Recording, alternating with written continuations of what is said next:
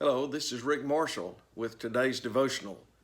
Today's devotional is about what I would call a real love story. You're going to like it.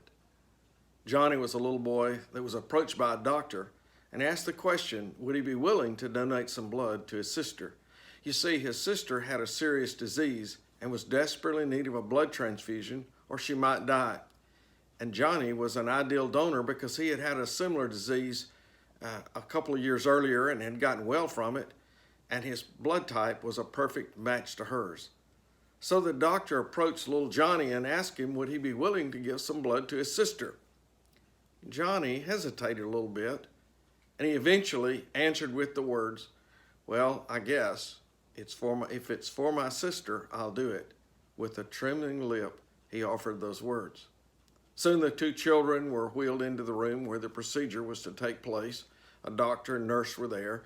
The nurse inserted the needle into his arm, and he began to watch the blood flow from his arm through that little catheter tube into his sister's arm.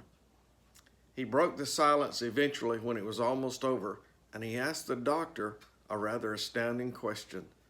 The question he asked the doctor was, "When do I die?"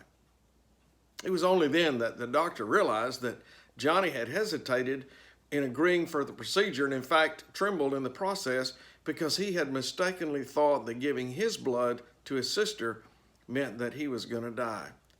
In that brief moment, he had made what would have been the greatest decision of his life.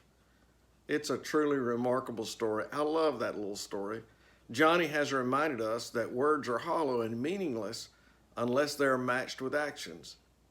As Christians, Jesus taught us to love in word and in deed.